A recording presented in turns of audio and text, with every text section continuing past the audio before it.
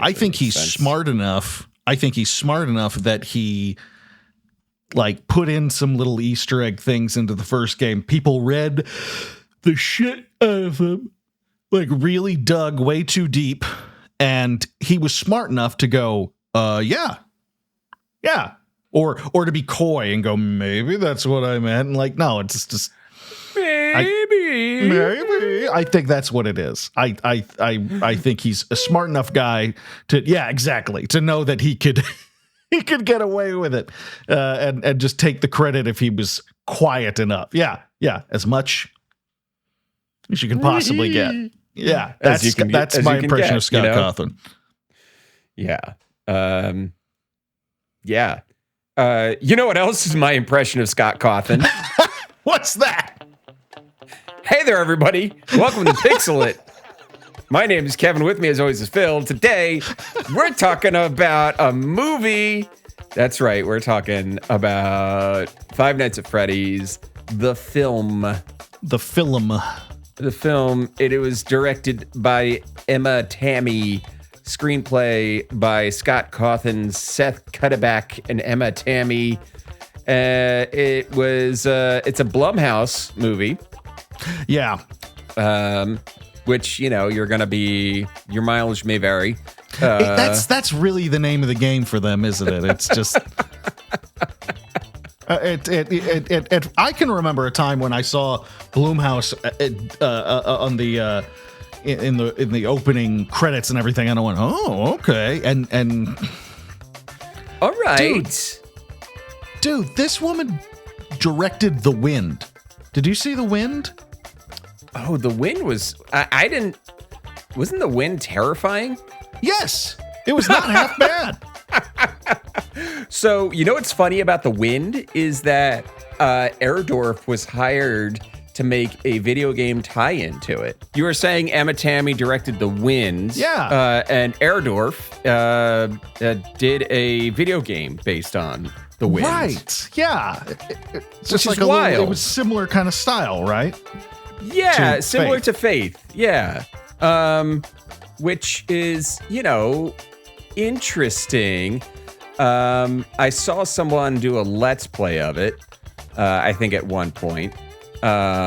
It's fascinating that just so weird. Anyway, we're completely off track already, just because there's something more interesting to talk about other than this movie. The point is this movie was directed by a horror director who actually made something. It was her feature debut in 2018, The Wind, which is actually pretty competent. It's not perfect. It's not the greatest horror film I've ever seen, but it's actually pretty cool. I remember it being very effective. If you're going to do a horror movie out on the plains, more power to you. Absolutely. I'm for it. Yeah.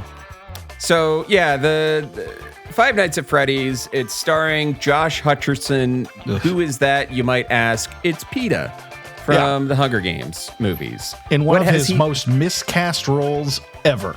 Ever. We got Elizabeth Allaile. You'd be like, who is she? And be like, have you seen You? She's the first season. She's the first victim, basically, in You. And you got Mary Stuart Masterson, who I guess is doing it for the paycheck. She must be just playing Aunt Evil. Aunt Evil. Yeah. And probably the person acting circles around everybody in this movie, Matthew Lillard. Yes. Who I'm always happy to see. Always happy to see Matt Lillard in something. One of our geek brethren in arms. I love that man. His whole career, it feels like lately, has just been making geeky shit, and I'm proud of him for it. It's great. It's like, oh, it's Matt Lillard, and you're like, yeah, that's great. He was he's been doing things forever, hasn't he? Yeah. He's just been around doing stuff.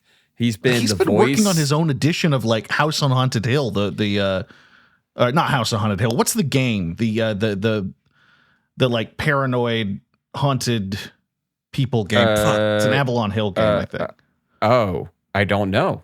Hold on. He's working on a board game. Betrayal at House on Hill. At the House on the Hill. Okay. He's doing something with like an edition of that. Like I think actually helping design it or something like that. It's all over Avalon Hill's Instagram lately, and it's like cool. Like that's really neat. So you know what's really interesting about, and this is obviously well known by Scott Nicewander, who is a friend of the pod, host of It's Probably Not Aliens, and Scuba File. Matt Lillard has been the voice of Shaggy in Scooby-Doo cartoons pretty much since he played the live action version of Shaggy. I didn't know that. In the That's movies. fun. Yeah. Starting in 2010, which I imagine, I guess, what's his name? Had to retire first. Casey Kasem. Casey Kasem. I think he died. He retired by dying. The Casey big Kasem. retirement. The big retirement. He went to the big retirement in the sky. And he went up to there and he was like, on with the countdown.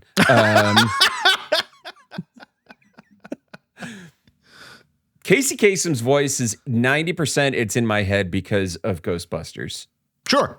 Because in the middle montage of Ghostbusters, you have Casey Kasem narrating about like, and then they busted some spooks down at the club, and then they danced the night away. That's right. That's right. Oh, that's absolutely. Oh, yeah. Oh God, Love it. It's a real testament to the staying like the power of New York City media that Casey Kasem is like so well known. Yeah, absolutely. But anyway, that's diversion number two. That's Not just even close us to the reading last one. That's just us reading who's in the movie. Yeah, it's true. This movie's made a lot of money for its budget. Of course it did. The animatronics, which is the best thing I'll say about the movie, Yes, were made by Jim Henson's workshop. of course. It's not CGI; they're actual real puppets. They're very impressive. They are very impressive. Very impressive. Yeah. So, okay, this movie. We start out with a just a little scare sequence. There's like a security guard at Freddy's, and he's running around, and he's like, ah, and he's captured, and then he's basically put into a saw trap. Yeah, like the movie FNAF Saw. version of a saw trap. The FNAF version of a saw trap. Like basically, he's like, I'd like you to play a game. Yeah. There's the Calliope music playing in the background. Yeah, it's security guard number one. Yeah. Watch the trailer. It's in the trailer. It's in the trailer. So we get we cut to our main character, PETA, and we get a little like back and forth between him and a friend of his. Is that friend of his going to appear ever again? No, don't worry about it. Absolutely not. We're not here. We're not making friends here. Just move on. A book he's reading about dreams and how they could be real or something real. Like you never forget anything. You just have to try to remember it. Yep. And then he beats the shit out of a dad. Yes, he does. he thinks is a stranger danger situation. Yep. Which, not great. Gets fired. Yeah, he has no evidence of this. He just sees no evidence of this. He just sees a little kid looking for somebody, and then this older man walks him away, and the kid seems stressed out by this fact. And anybody who's ever been in a room with children for longer than 5 minutes know that even, I don't care if it's a blood relative, your kid's going to look uncomfortable as shit with you half the time. That's not enough. He basically drowns him in the mall fountain.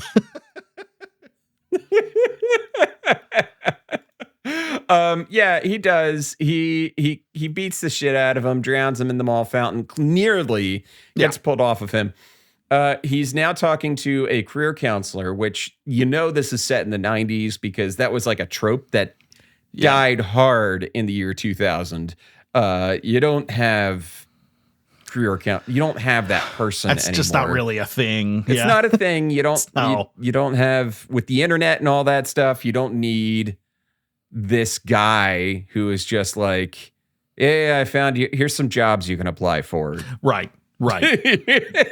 Yeah, it's just not a thing. It was just an extension of the guidance counselor that you needed to put in all your high school movies. And that was like the career path for guidance counselors back in the day. Pretty much, Then you got promoted to career counselor, and your job is even sadder. Right. Yeah. and this is Matthew Lillard, and he's terrific. Lillard, and he's terrific in this scene. He's amazing. He's kind of twitchy, and twitchy. Doing his best, like, I'm not Matthew Lillard voice. It's true. I was looking at him and I was like, when did Matthew Lillard get old? And then I realized, well, we all got old. Matthew Lillard looks fine for 53. He looks terrific. He's doing great. He was always a weird, bug-eyed looking dude, and now he's just an old, weird, bug-eyed looking dude. He looks fine. Yeah, but I'm with you. I thought the same words. He's 53. That's mind blowing. Yeah, it's a real bummer, man. We love you. We love you, Lillard. Come be on our show. So, yeah, he's like, well, you got this one job, and it's the only line that made me laugh in the entire movie. Mm-hmm. It's because of Matthew Lillard's delivery. Oh, I know what you're talking about. Yeah.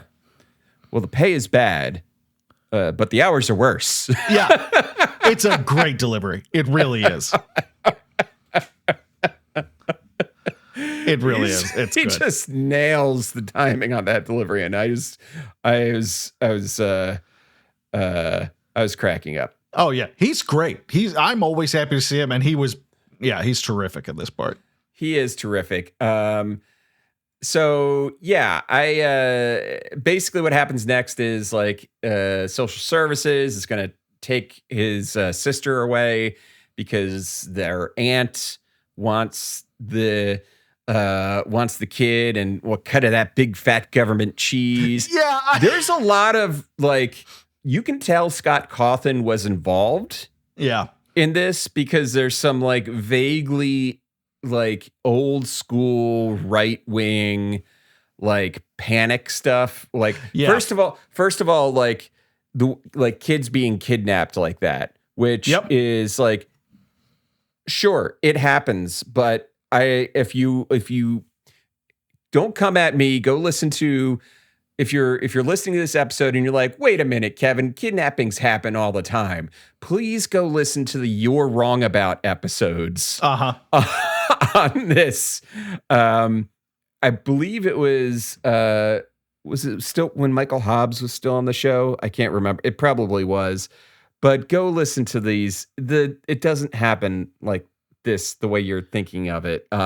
It's a panic of its time. It has happened before. Don't get me wrong, and I'm not denying that it's happened, but of course, the way the panic kind of has like catches wildfire. It's mostly a right wing push of like, this is happening everywhere. Yeah, there's 500,000 kids being abducted a year, and we're like, well, no, there's a lot of kids that get reported missing because of custody agreements. Right. Like a parent has them. It's not a shadowy cabal. It's not a shadowy cabal. And then you've got the aunt who PETA kind of offhandedly throws out the idea of like, well, she just wants the paycheck she'll get for taking care of him, which is not a paycheck worth having. By the way, it's just not a strong enough motive. It just sounds like the idea was written by someone who uses the term welfare queen a lot. Right. Exactly. You're not making like bank because you get to take care of, by the way, your own dead sister's kid. It's her actual niece. So I don't think you even get, I'm not sure there is a lot of assistance for that. I think it's just like, no, this is your blood. You're going to take care of her now. Right. Exactly. But she wants that sweet government cheese. And that's kind of like, it's like a, I don't know. I just worry about the, it's like the welfare, like, you know, the Reagan, like welfare queen scamming type bullshit. It's not crazy heavy, but it's absolutely there. It's absolutely there. It's there. And, I'm not like,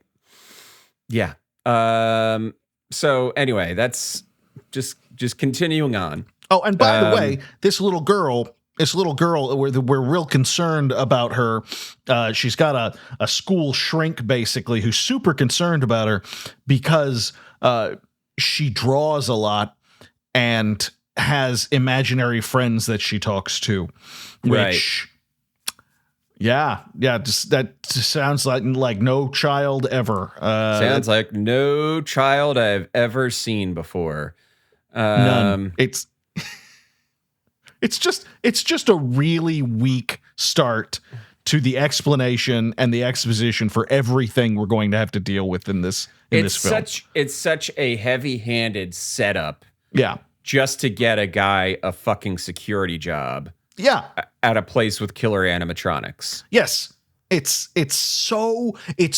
this is a problem with the whole film. The whole film, it's so overly complicated. It does not need to be as and yet makes still is boring and makes no sense. It just So this is just the beginning of it. Apparently on the Wikipedia page, Chris Columbus was originally going to direct it. Chris Columbus. Okay. Yeah. Okay. I don't think it would have been any better. No. I mean, no. Okay, so Chris Columbus, just for backstory, started his career as a writer, okay? Diversion number three. What are his writing credits? Gremlins, The Goonies, and then he gets into directing, and he directs Home Alone, right? Yes. So, which is, he directs Home Alone. What's his name? Doesn't direct Home Alone. Most people confuse it with that it was directed by who's that Chicago? John Hughes. John Hughes wrote it. He didn't direct it. Yeah. And then Chris Columbus, a nice string of hits. Home Alone, Home Alone 2, Mrs. Doubtfire. A lot of family hits. Like Harry Potter. He did the first two Harry Potters. First two Harry Potters. Yeah. And then kind of falls off a little bit, right? But who cares? At that point, he's got more money than God. Yeah. So I don't know. Maybe it would have been fine if he had a say in the script because he did write Gremlins, and I would have to. That's kind of like the tone I think that this movie needed. Yeah, I think it just needed it. It needed to go further into that black comedy kind of thing. Like, yes. Yeah. Because it goes into some grim places. It's not that it's afraid to go it, but it doesn't go far enough. They're trying to do too much, which is which is always an issue when you're making a movie out of such a big franchise, It is. Yeah.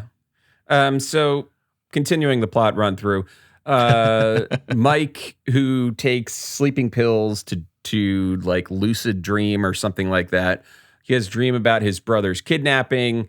And then he sees some children who weren't there during the kidnapping, but they've just invaded his dreams, and they run away when he approaches them. It's weird. All right. Yeah. So nothing really happens on that first night. I don't think anything I'm double checking my notes. He does see Balloon Boy. He says he's gonna get a little weak Balloon Boy jump scare. A little weak Balloon Boy jump scare, and that's it. And by the way, for a movie that is based on a franchise that's bread and butter is based entirely around jump scares, there were so few jump scares, and they were not good. They were really they were not jump good. scares. It was really, really mediocre stuff. Really weak sauce, guys. Come on, you can do better. Seeing a tiny balloon boy sitting in a locker, not going to do it for me. Yeah. So there's this scene where Aunt Evil is talking to Max, who is the girl who babysits Mike's sister while he's at work, and her brother, and they're at a diner, and they're figuring out a plan to get rid of Mike and get that government money. Yeah, that's sick. And she's offering them a lot of money to right. I got to look this up. How much money is what did they ever like specify how much money they were getting? No, but I did do some searching. Oh, you have research. I have done some research, and it's all very circumstantial. It depends on a lot of things, but like the most you get for this kind of thing, the most is like $1,000 a month. Like it's not money that's like that is worth getting into the criminal element, ruining people's lives, destroying families, tearing them apart, so you can get that cool $12,000 a year. And here's the thing, and I told my wife this because bless her heart, she watched this with me. I would actually kind of buy that argument if Aunt Evil was like some white trash redneck lady living in a fucking trailer park or something like that. Because that's money that's worth it to them at that point. I know those people. I'm related to those people. Like that I would buy. But Aunt Evil's this like I am from those people. I am from that blood, and so I've seen it happen. But she's like this upper middle class wasp. It's.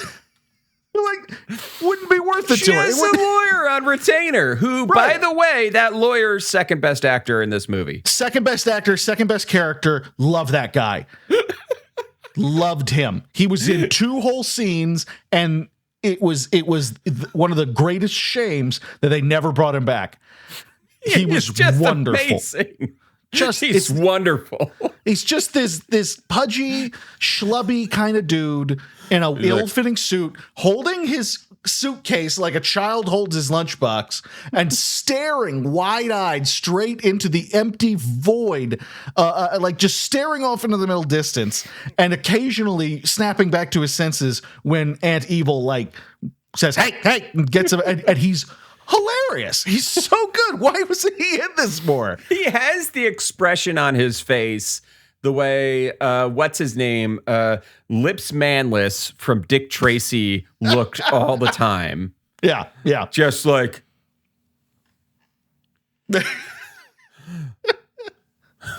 Big boy. What are you doing, big boy? He's fantastic. He's hilarious. That dude is great. That guy. Someone. I hope that actor got, because he's not. I don't recognize. He's not anybody really. He's not a. I feel like I saw him in something else recently. Really? Like I've never seen him before. But I hope this guy gets more work after that, because that's the kind of little standout thing that like your fucking agent can like help sell you on. You know? Yeah, I am looking him up. Michael P. Sullivan as Doug, and let's see. Oh, I knew I saw him in something else recently because I just watched Renfield last night. Okay, yeah, I watched that. Who was he in that? He's in the he's one of the support group guys. Oh, okay, yeah. He's just in the credits listed as Weird Kevin.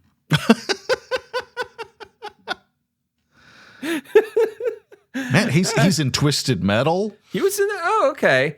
I'm not sure if he might have been wearing a mask because he's credited as Butcher number 2. Yeah. I mean, it looks like he's doing okay for the kind of bit part stuff, but I hope this helps him get more, because he was honestly one of the more enjoyable aspects of this film. He was great. He did a great job. So, the plan is that they are going to do some crime to the place where Mike works, and the lawyer Doug is like, I can't be hearing this. And tries to push his way out of the booth at the Denny's. They're all standing. I can't be hearing this. He gets this moment of clarity. He goes, I just realized I shouldn't be listening to any of this. He's a real good lawyer. He's really good.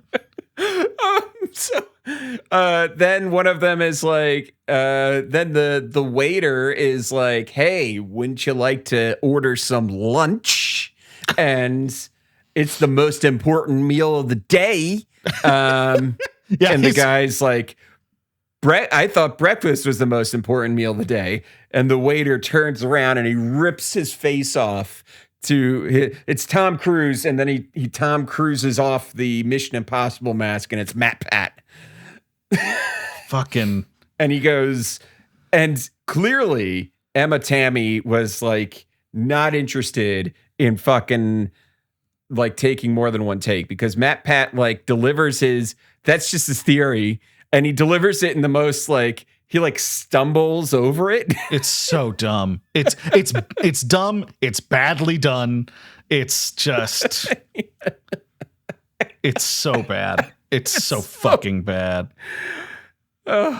So anyway, it's on to night 2, and he's Mike has the same dream. He confronts one of the kids. He's attacked, and he wakes up and he's actually like bleeding a little bit. Because if you die in the dream, you die in real life. Yes, of course. Then he meets a cop, not a co-op. Not a co-op, who is played by Elizabeth Lale.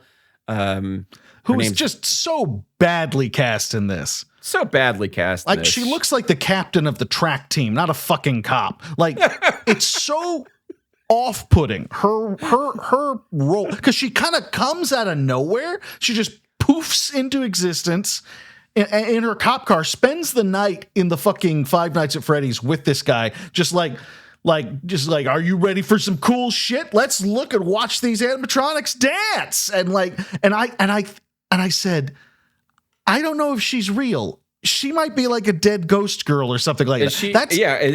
Is he hallucinating this? Right. What's going That's on? how surreal and out of the goddamn blue she is. And on top of that, she looks unlike any cop I've ever seen in my life. She's just like this chipper cheerleader looking girl in a cop's uniform. It looks like a Halloween costume. It does look like a Halloween costume. It's complete bullshit. It's crazy. And then she puts on the music and the Five Nights at Freddy's dance. We are the Five Nights at Freddy's. Yes. And they're doing their thing. And what's the what song do they play at that point? It was I hear the secrets that you keep when you're talking in your sleep. Okay. I hear the secrets that you keep when you're talking in your sleep. The Romantics, yeah. The soundtrack for this movie, the songs they choose are not half bad, I will say.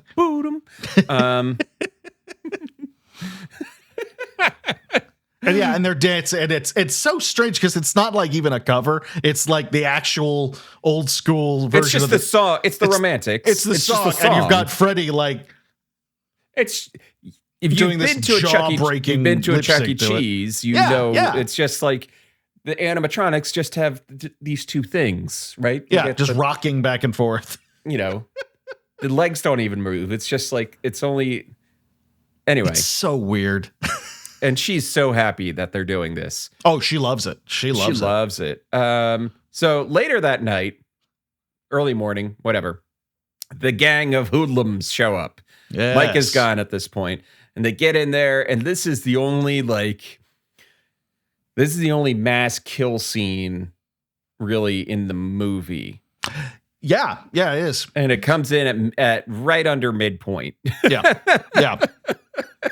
And not even during one of the nights of Freddy's. No, it's during the day. It's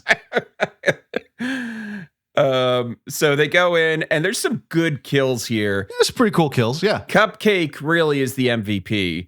I was surprised at how much of the grand slaughter Cupcake took the credit for. Yeah, I mean, Cupcake does face hugger. Yeah. Face hugger's a guy. I say, all right, my note. I'm gonna write my note. This is as I'm watching. These are the notes I wrote. Some goons are gonna get fucked up. Line break. Cupcake face hugger. Mm-hmm. Line break. Oh, Bonnie gets a kill. Line break. Cupcake is the real MVP. Yeah. They send Cupcake through the shafts, through the ventilation shaft to fuck shit up on the head goon. Yeah. It's bad. But then so Max, I think, is waiting in the car. And she goes in to check things out, and she sees a little boy, and she follows the little boy, and it's she runs into the room where the little boy is, and it's Freddy is standing there, and she's like, okay, well, the little boy, I guess, crawled into his mouth? ?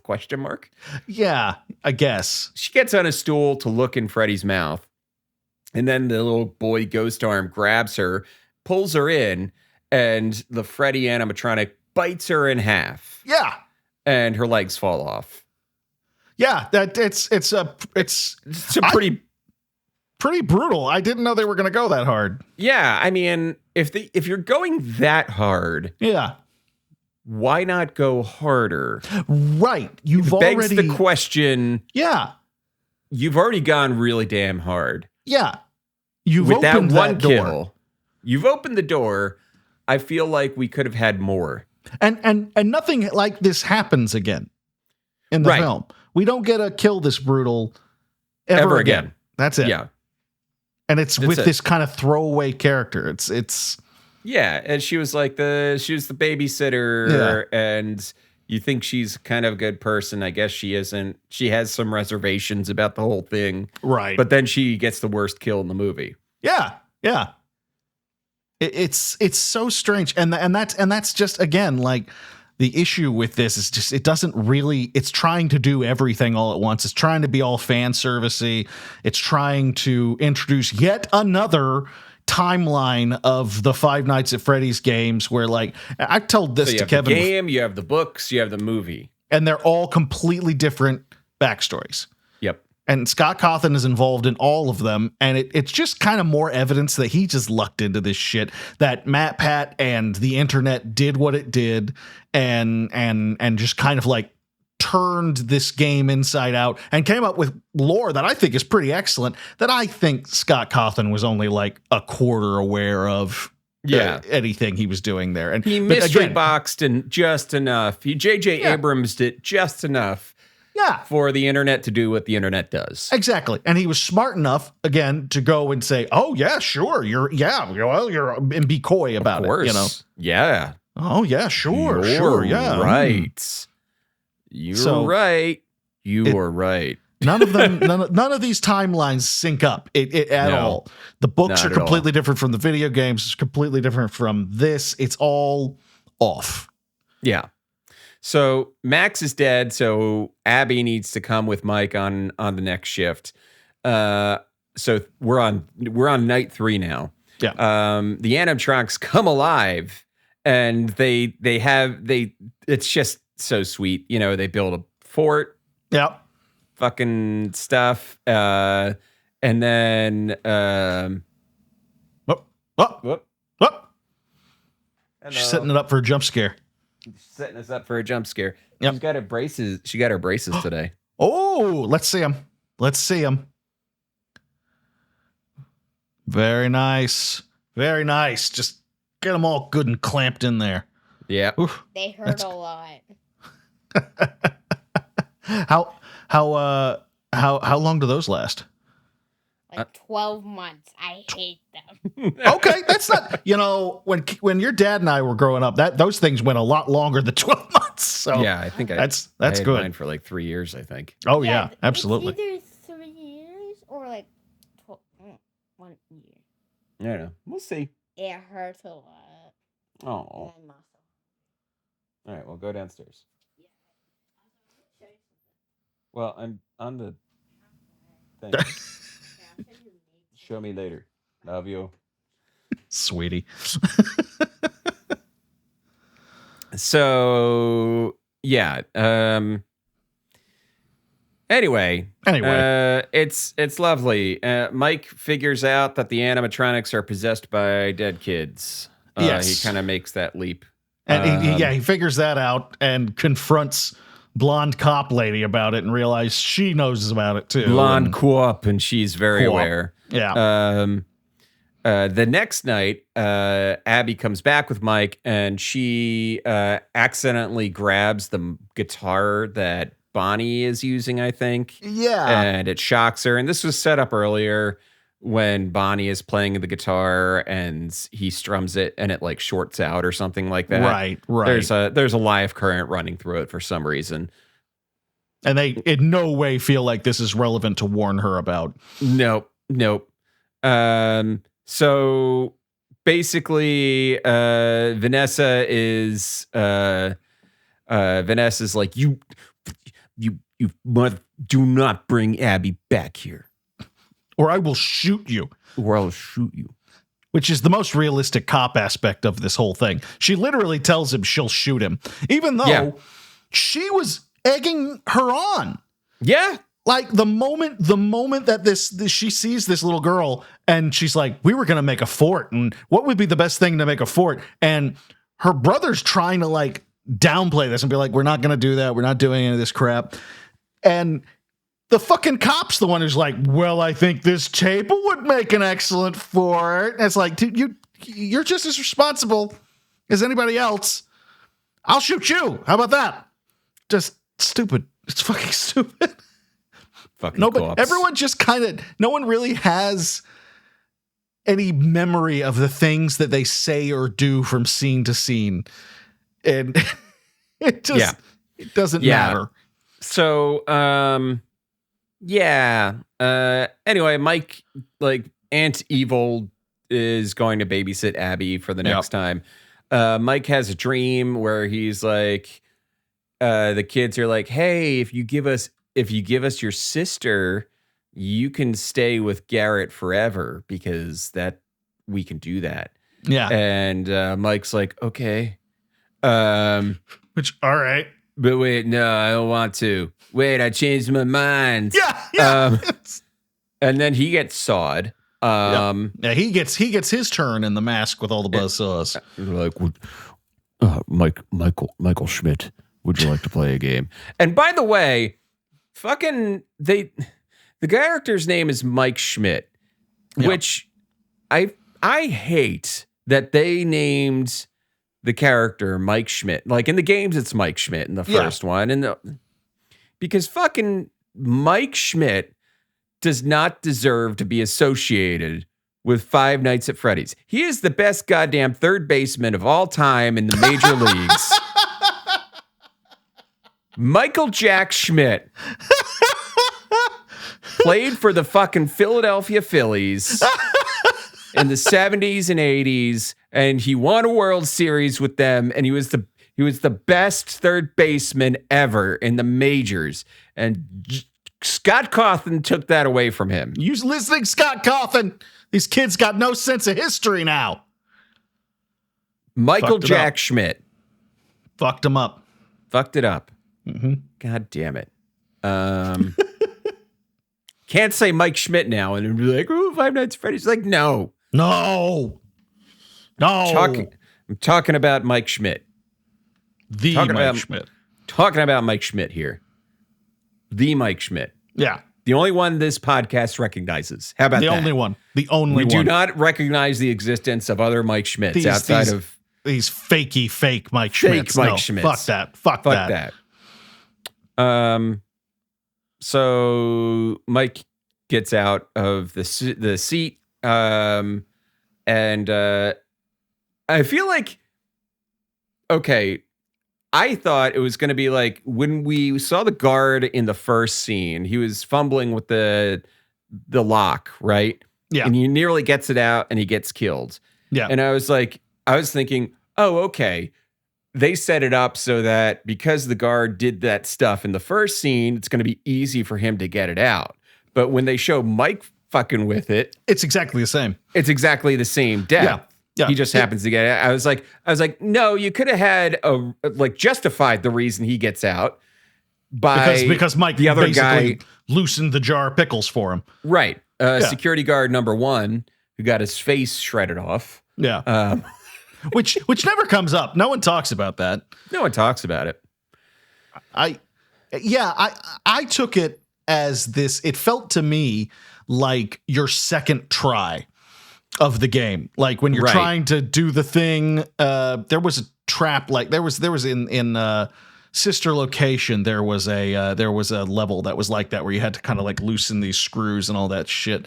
And it made me think of that. It's like the second or third or fourth time you tried to do it because it's identical. Right. Excuse me. Sorry, this movie fucking bored the shit out of me.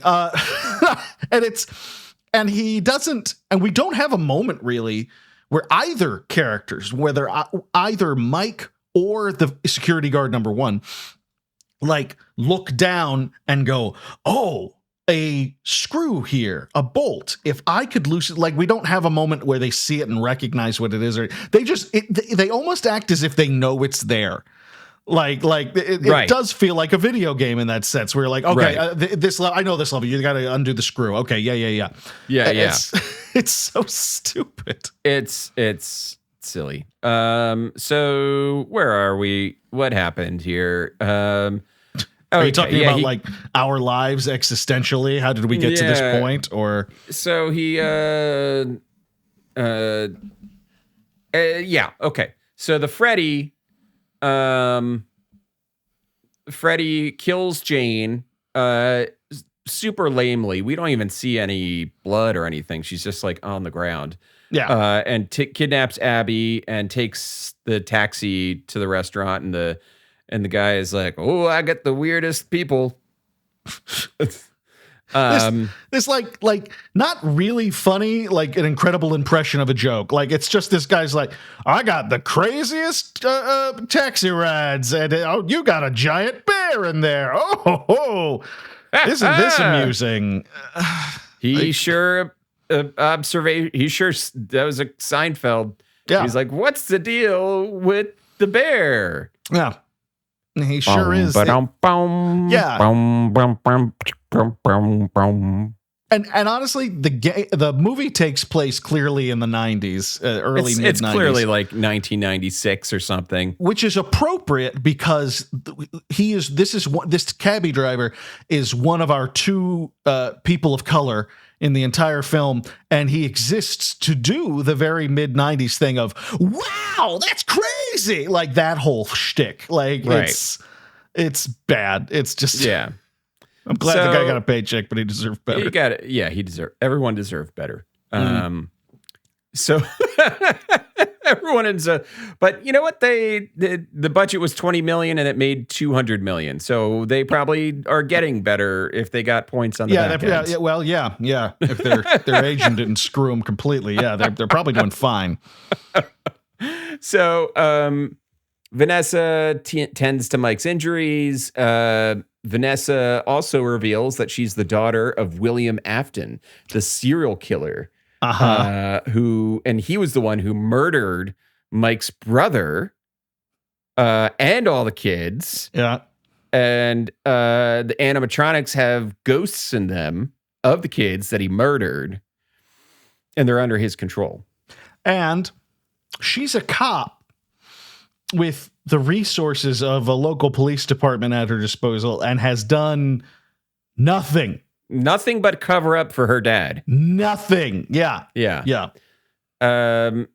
So yeah, they go and there's a whole thing. It sure is. Yeah. Yeah, there's a it's basically fight scene, everybody fight scene. Yeah. Yeah. We get fucking PETA gets a taser or a stun gun or what? I don't forget what the difference is. I forget what it is. Yeah, he's got the one that has baton, I think. Is it a stun gun? No, it's the one that fires the needles. Okay, stun gun, yeah. Stun gun. So he's got the stun gun and he very handily takes out almost everyone. With a stun gun, like it's not even an issue. He fucking takes out Freddy and Bonnie and Cupcake and like he just shocks them all out and he takes care of business in about 5 minutes. It's right. It's done. It's done. And then Steve, wait a minute. Steve shows up wearing the yellow rabbit suit. Wait a minute. Steve is William Afton, and he's been undercover for the past 10 years as Steve Raglan, career counselor. Humble local career counselor. Steve Raglan, who just works a 9 to 5 and occasionally points a schlub over to Five Nights at Freddy's pizzeria place to what the fuck? Yeah. It's so stupid. I appreciate anything that gives us another twist where Matthew Lillard is the killer. Lillard's the killer. You know what? I appreciate anybody who's like, but the twist is that Lillard's the killer. I appreciate that. Fine. Fine. Worked for Scream. Sorry, Scream spoilers, but fucking God, he was great in that. 1990. He was great in that. Yeah. That movie ruled. He was so good in that. He was one of the best parts of that fucking movie. And we get a fight scene that's like two linebackers like crashing into each other. It's just which made me think of what, in my opinion, might be kind of the one major overarching issue with the scariness of the animatronics in this. Right. Which is they focus so hard on the cumbersome Jurassic Park heavy-footed quality of these things. The Freddy will turn and you'll hear doom, doom, doom as he and the whole thing about the game is that these things are huge, they're animatronics, and they're completely silent for the most part. Like you hear little but you don't that's what's scary about like that. There's a moment where like I remember in the game you could if you timed it right and you went to the hall, turned the camera at the hallway at the right time, you would see Foxy sprinting down the hallway at you. Yeah. Foxy, you had to slam the door shut. Yeah, and I was like, and it wasn't doom doom doom. It's eerie and strange and unnatural. It's not meant to be that kind of that, but instead we've got like the Jurassic Park like ripples in the glass of water in the van in the Jeep scene, and to me, and I think that honestly is like just a fundamental foundational issue with everything. It kind of bleeds into everything. That misunderstanding of what makes these things scary. Really fucks things. And that's what made me think of it. The fact that fucking the Springtrap bunny suit and him just basically knock into each other like a couple of kaiju over Tokyo. And it's just, there's no grace, there's no style, there's nothing creepy about it. It's just two guys clobbering each other. Yeah, it's Neon Genesis, Fred and Galleon.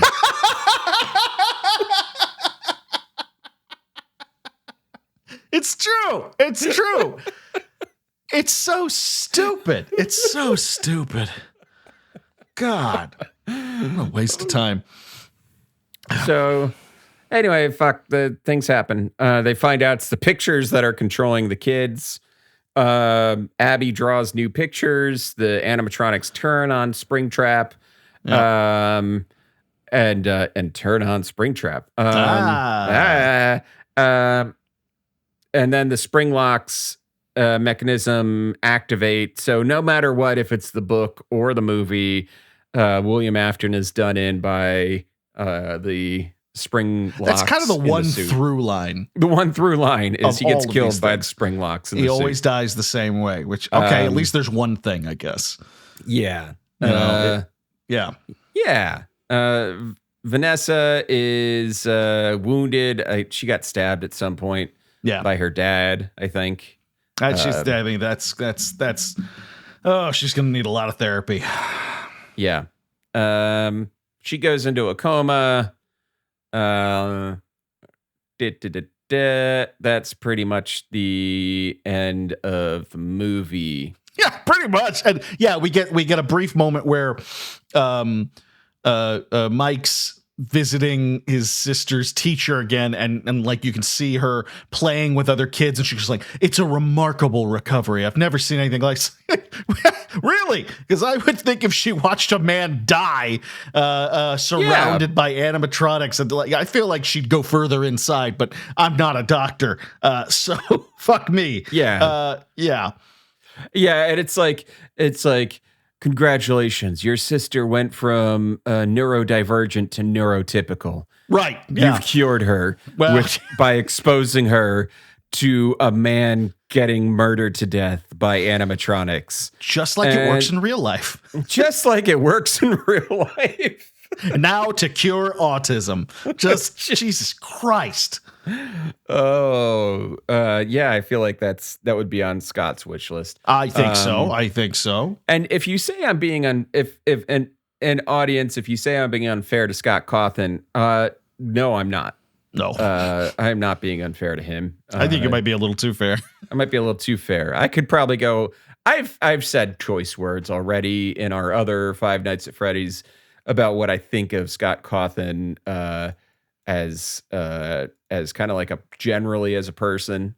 And it's not just a difference of opinion here. It's, you can't with a straight face fucking support what's his name, that senator from Texas, Cruz. Ted Cruz. You can't like donate to Ted Cruz and Donald Trump thousands and thousands of dollars and be like, yeah, I'm a good person. I'm cool. Yeah. We're just a little different, you and I. No. We're just a little different, you and I. So yeah, that's it. So what'd you think of it, Phil? I haven't picked up on what your thoughts on this movie are. Have I not been clear? Let me clarify. This was fucking awful. And it's funny because so many people I've been seeing opinions get rattled around, and overwhelmingly people have been like, well, this is not a good movie, but it's not terrible. And so I was like, okay, well, that's not so bad. That's worth a lunchtime viewing.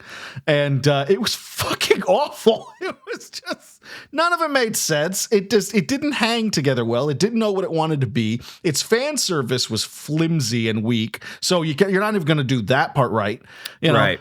All I could think about, and I know I do this a lot, and I listen to old episodes, and I hear myself going, if I wrote this, I would blah blah blah, and that's stupid and obnoxious, but I'm gonna do it anyway. I feel like they overcomplicated this in a way that we keep seeing. We keep seeing them overcomplicate this thing. It's like, why not just a fucking movie that is literally Five Nights at Freddy's, this security guard doing his job? He probably doesn't even have a goddamn line in the whole film, and it's just him dealing with it and the fucking creep fest.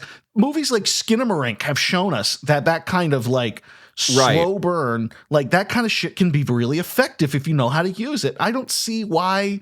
It just, I know why. It's because it's a franchise and people expect certain things of you when you do that. But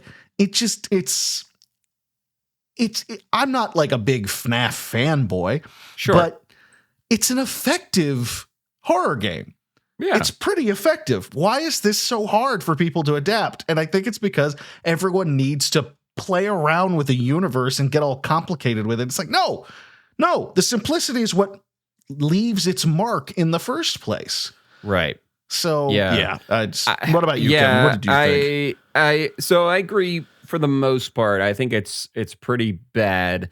I also think it's fine as baby's first horror movie. Sure. Yeah. If you kind of look at it from that angle, I think it works as like, all right, well, I'm introducing like a kid to horror. Was this PG-13? I don't know. PG-13. It was PG-13. So I think it works in that regards. But if we're stripping away that layer of it, I think there's a lot of nonsensical. There is so much superstructure around this movie to force things to happen that don't need to actually happen. Yeah. You know? Yeah. We don't need Mike to have to protect a younger sister necessarily. Like, why is he taking this job? Well, I don't know. He got assigned there because guess what? There's a number of ways, like just like a small research, just a little research into how like security firms work, right? People don't hire security guards. They hire a company, security companies, and then the security companies provide the security for security guards. Yeah. Like, that's like an easy way to go about it. Like, oh, we hired a firm, and this is the guy. This is your assignment. This is your assignment. You know, it doesn't need a full distressed life in order to be forced into taking this job necessarily. So yeah, there is just too much stuff. It's just too much. Yeah, hat on top of a hat on top of a hat, and yeah, it's. And by the way, fucking PETA, that kid is the worst bit of casting in the whole thing. And I include Miss Blonde and Beautiful Cop Girl in the whole thing. He's this like basically PTSD riddled, like anger problem having, grunty kind of like, he's a scrapper, he's a fighter, and he's troubled and all that stuff. I do not buy that from this actor for a fucking second. It is terrible casting. Terrible. Yeah. You know, who would have been perfect would be, oh, fuck, what's his name? The other guy that was Robert Pattinson. He could have done this role. Yeah. He could have done this role. He could have exactly just done his part from, oh, fuck, what's the name of that? From Good Time. Oh yeah, he could have just been his guy from Good Time, and it would have been fine. It would have been fine. You know, he even could have done it in the part that, like, the way I kind of wish they would have done it, where I wish we had some schlubby security, like the first guy, the guy who dies in the fucking cold opening. I wish he was our hero, like sitting there in a dim light, you know, under a bare bulb with an egg salad sandwich, bored and looking at the security camera. Yes, and we've got to root for him somehow. And Robert Pattinson still could have still pulled that off. I bet he could have. All right, you know who would have been perfect? Okay, if this was like 10 years ago and he was still alive or whatever. Yeah, Harry Dean Stanton. Oh fuck yes, I would watch the shit out of a Five Nights at Freddy's movie where the security guard is Harry Dean Stanton. Are you? Yes, absolutely. Just chain smoking and just going, oh, what the fuck is going? Like, I fucking love it. Yes, absolutely. Yep. Just give me a Harry Dean Stanton or just a guy who is that guy from the 80s or whatever. Yes. Give me a Harry Dean Stanton. Give me a fucking absolutely. Give me Peter Weller. Yes. Give me Peter Weller. Give me just one of these guys. Give me what's his fuck from the Terminator? Kyle Reese. Yeah. Yeah. It's like just fucking chewing on a fucking room temperature bologna sandwich, just like smoking indoors because you were allowed to do that back then. Give me an 80s action / horror character actor who is just done and put him in that role as a Yes. security guard who just has to. And I need to watch Willy's Wonderland, which was the Nick Cage version of Five Nights at Freddy's. Did that do well? I mean, I don't know anything about that one. Let's see. I mean, no. It's about on par with how this one did. At least like, no, Rotten Tomatoes gave it 61%. That's better than I expected. and I think Five Nights at Freddy's was something in the 30s for Rotten Tomatoes. Yeah. It had 1/4 of the budget. All right. Yeah. I feel like now we've got to watch that. Now we got to watch that. We might do another episode on Willy's Wonderland just to. Yeah. Why not? Why not? Fucking why not? You know? Yeah. So I guess those are our thoughts on Five Nights at Freddy's, the movie. It's going to be a series now. It made too much money on that budget. It did. We're going to be watching a sequel, and it's somehow going to be even worse. Yeah. No. I really hope, as I say for every time that there is something, I hope for the sake of the people in the movie that they move on to bigger and better things. Yes. I hope everybody involved got their fucking nut out of this and are advancing their careers based on this. I hope they do well. I hope they're doing great. Because someone should be happy after this fucking movie. And it's not us. It's not the audience. So someone involved, the cast, the crew, the director, someone should be happy. Someone must be happy. Someone. One must imagine the audience of Five Nights at Freddy's happy. Yes. to paraphrase Sartre. Was it Sartre that said that? I don't remember. One must imagine Sisyphus happy. Camus. Fuck, I knew it was a French guy. See, it doesn't matter. That's the magic of podcast. Just edit it so you're like, as Camus said. As Camus said. It's either going to be Camus or Sartre, and that's pretty much the extent of my French existentialism. I think that's more than you need. I think you're overachieving a little bit. I think you're good. So what are you playing? Oh, I'm so glad you asked. It's easy. I didn't even need to write it down because I've only really been playing one game the past few days. I finally got into Dave the Diver. Oh, and I love it. It's like I got it. I saw that it was available on Switch, and I went, well, that kind of feels perfect. Like everything I know about that game, that feels like a very Switchy game. Right. Let's throw down the money on that, and I got that one. And talk about a comfort food game. Yeah. It does such a good job at like giving you lots to do and without overwhelming you. You know, the sushi sections where you're running back and forth and everything, and it's kind of a time crunch, are not that stressful. And even if they do get crazy, it doesn't overstay its welcome. It's not that bad. Like it seems like it looks more stressful than it actually is. Like you have plenty of time to do the stuff. It's perfectly charming, and I can sit there and do a day in about 15 minutes and you know, collect some treasure, shoot some fish, and then of course my favorite part about it is how every now and then I'm just like, oh, this is nice. Oh, that's a shark. That's a shark. That's a shark. And I like have to like get some distance and shoot the shark, the fuck out of it. Yeah, every time you see a shark, you're like, I would start like, we're like, all right, I think sharks are in this vicinity, so I'm just gonna be really careful edging around here. Yeah, it's just a really satisfying game. I feel like every time I get out of the water, I've accomplished just a little more.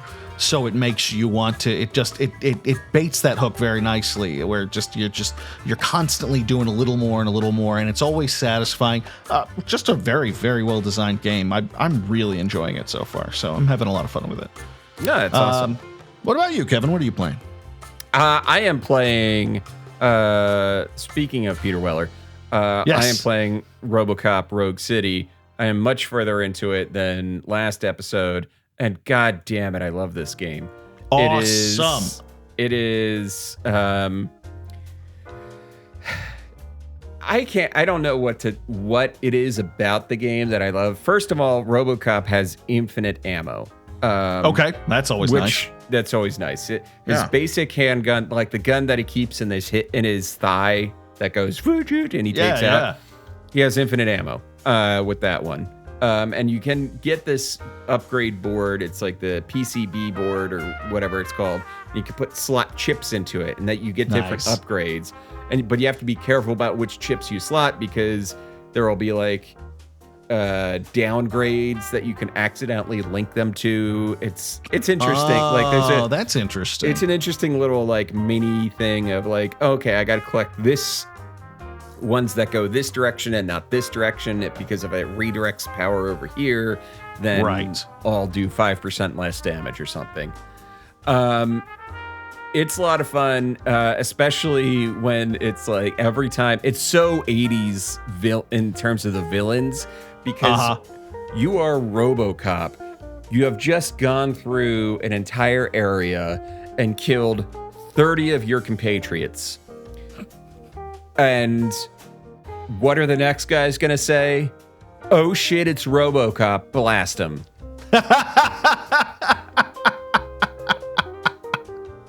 There's no or one, we're going to kill right. you or whatever. It'd be like, no, your job is to die. Yes. I am Yes. RoboCop. So the great so thing cool. is you can shoot guys in the dick. Nice. You shoot them in the dick, they grab their dick, they go Lovely. down to their knees, and they fall over. My favorite thing is to shoot them in the dick, and then when they go down onto their knees, shoot them in the head, blow their head off. It's a Very nice nice. 1-2 punch. You might say, Kevin, isn't that a little intense?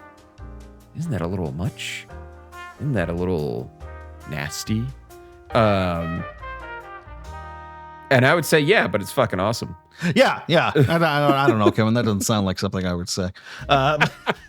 Maybe our viewers at Well, home. not you, but the general. Not me specifically. I just imagine that somewhere out there, Tipper Gore is in our audience. I would be thrilled. I'd be thrilled for so many reasons. I can't tell you. If Tipper Gore listened to Pixel It, I would say we made it. Oh yeah, absolutely. That would be it. That'd be good enough for me. That'd be fine. If like Tipper Gore throwing a parental advisory label on us personally. Oh. That'd be like achieving your priesthood through the Pope. That would just be amazing.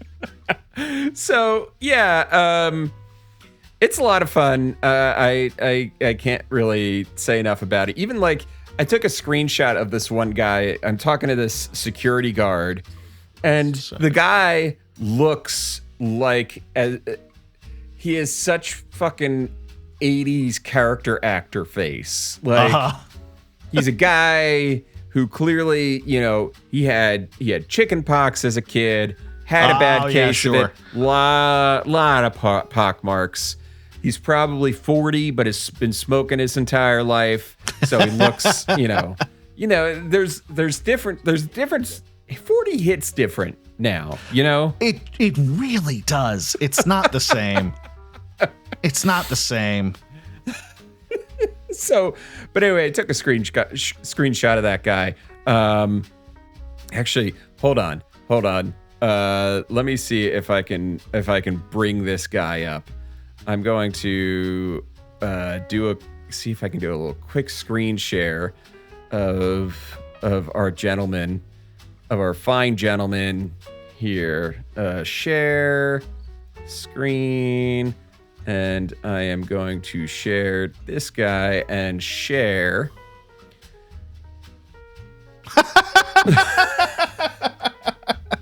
Yeah. Yeah. That guy's got a big old, just a full 1987 face. That is, yeah. That is, yeah. he is living in 1987. That is his time. Holy shit. He is like 3 years away from being diagnosed with terminal lung cancer. Man. Yeah. Yeah. God damn. It's true. It's true. Our generation's 40 hits way different. Yeah, it's... And I mean, this guy might be in the, I don't know. I'm just saying he feels like a 1987 40. Oh, without question. Born a couple years after the Great War, or Yes, World yes. War II rather. And, he started smoking at 5. Of course. Yeah, that was his doctor recommended. Yeah, exactly. He turned 5 and they said, "Okay, so do you want son, regular or menthol?" Here's your first pack. Yep. Now these are healthier option. It's Lucky Strikes. They're toasted. Yeah. Oh man. Somewhere John Hamm gets his wings. Exactly. Again, he's just and he's just gained so many wings at this point. He's like one of those biblically accurate angels with like 19 pairs of them. He's playing a fucking angel in the Good Omens series. So that's funny. He plays Gabriel. Yeah. Sure. Fuck it, Fuck it. But yeah, so yeah, that's it. RoboCop Rogue City. Nice. Yeah, that's in the next 2 that I've got to play. The only bad thing I'll say about it is that I've had the one boss fight I've had so far was against an Ed 209 unit, and it was like a heavy bullshit boss fight because it basically doesn't need to stop firing. And you're RoboCop, you don't really move too fast. So It's like a lot of spamming and waiting for your shield upgrade to recharge, and then throwing basically every explodable object you can find on the map into the Ed 209's face. So, but yeah, I cheesed him a little bit and won and moved on. Nice. No, this definitely looks like it'd be worth playing. Yeah. This looks really interesting. Yeah. So that'll do it for tonight's episode. But before we go, Phil, do you have a website in mind? I've been looking for a website. Maybe the audience has been looking for a website too. Just a website to go to. My browser, I have nowhere to go. My browser bar, it's empty. Huh. Search history, nothing. Wow. Where should I go? Well, maybe a little something to amuse your palate could be found at patreon.com/pixelitpod, where you can join us for free and just be a part of the community, or enter into one of 3 tiers to help support us and help us keep the lights and the internet webs running and the tubes that we crawl through on a daily basis well lubricated with digital jelly. That's what we're looking for. Every little bit counts. And again, you don't even have to spend $1 for us. You don't have to do any of that. You can just be a part of the community. It means the world to us. Pixelit or patreon.com/pixelitpod. Do it today. Lube tubes. And speaking of those wonderful people who support us and we love very much, comes the time in the show where we reference, remember, respect, friendly friend. Thank you so much, friendly friend, for all of your support. Thank you for the world to us. Support and dollars. It is the best. We love it. Best thing ever. We love it. We love it. Otherwise, if you're looking for other places to follow us, you can follow us on Twitter. You can follow us, even the fucking Twitter. Actually, don't follow us on Twitter. Don't follow us. That's all right. You can follow us on Blue Sky. Blue Sky, at pixelitpod.com. And Phil and I are on there. Pixelit Kevin. Kevin.pixelitpod.com. And Phil makes monsters.bsky.net, whatever. Yeah, yeah. I don't remember the handles. Instagram, we're on there too. Yeah, or just if you're don't know how to get to our Patreon page, you can go to pixelitpod.com. It'll redirect you right on over there. Boom. And we have a Discord, so join our Discord, join the conversation, have some fun with us. It's a good time. It really is. That'll do it for tonight's episode. Thank you so much for listening, everybody.